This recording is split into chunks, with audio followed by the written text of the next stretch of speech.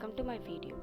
In this video, we would be knowing about aspirational desire, where desire leads us to.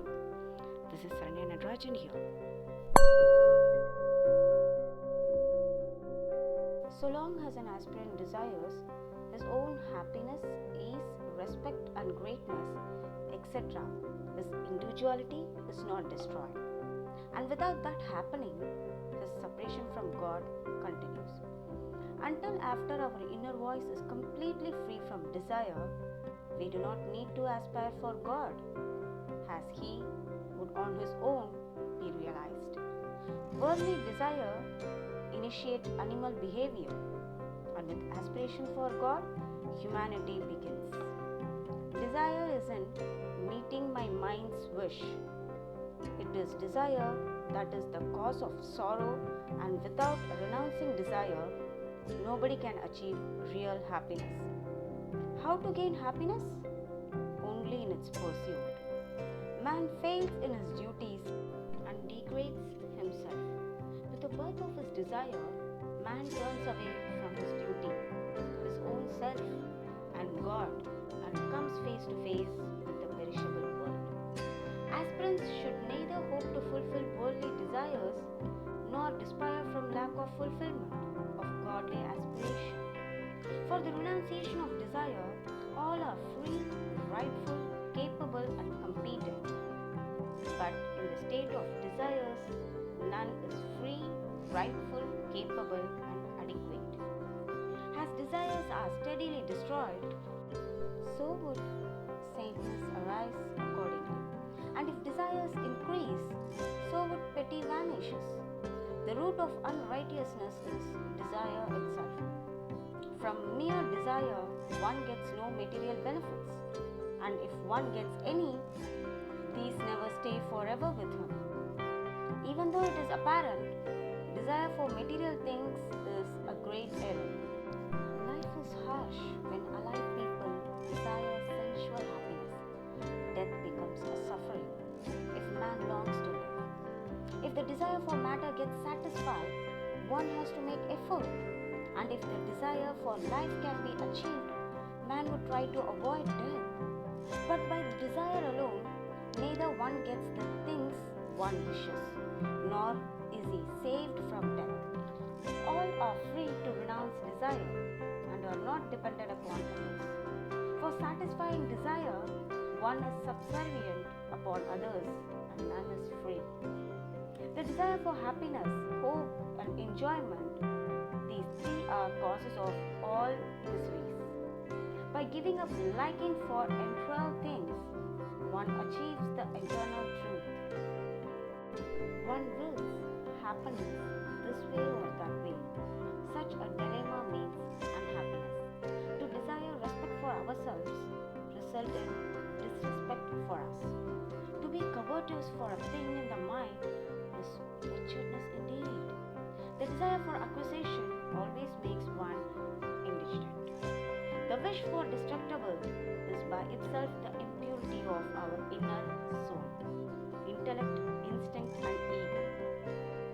Man does not have to give up action, but only to renounce desire. Man is not enslaved by things, but by the desire for them. Should you want peace? Give up your desire. The desire for taking things leads to wretched unhappiness.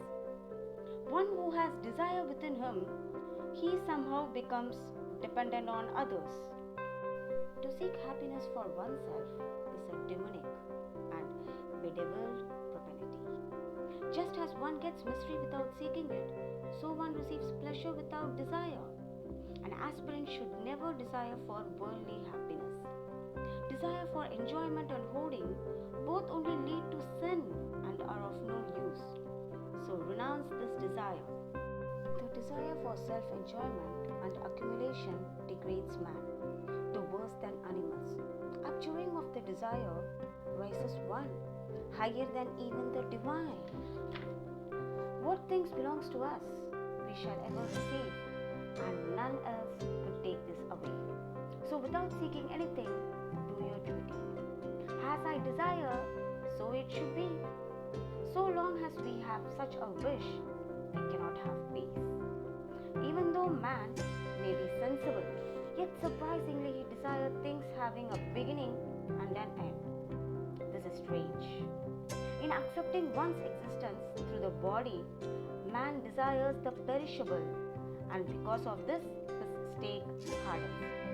By desire, one may or may not get something, but in giving up desire, he gets everything. We do not like condemnation, as we want appreciation. We seek appreciation because in reality we are not fit for the same. For those who deserve it, they do not wish for it. By desiring to seek appreciation from others is a great weakness. Therefore, be good and not be called good. To shun worldly pressures would be necessary sometime or the other. So why delay?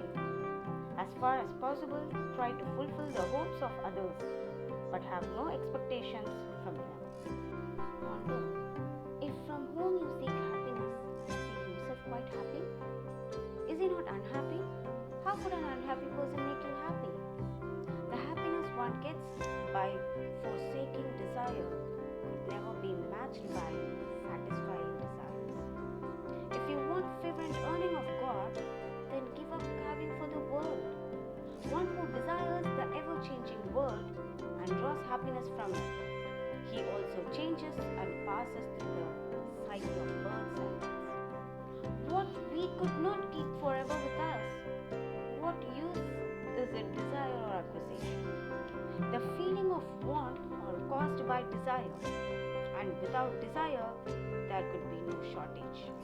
If we give up desires forever, then essential things would become available automatically. Such things convert a person who has given up all desires. One who longs for things for his pleasure has to face the agony of their want. One who has no desires within himself, his needs are met by nature or in school. What does not stay with us always, nor do we stay with that forever. To desire its acquisition or to draw pleasure from it is foolish and degrading. By desiring happiness, happiness is not granted. This is the rule. You may be a saint or remain a householder until you seek desire and to acquire things. You will never gain peace. If you want peace, give up the desire for acquisition of this or that. What God wishes that should come true, and welcome the same. All acts done with desire are unreal. Their fruit is perishable. Seeking anything is slavery, and not desiring it is liberation. For not getting things, we are not unfortunate, but even with being a faction of God, to desire perishable things is our misfortune. By the desire of pleasure, duality arises, and without such desires, there is no duality.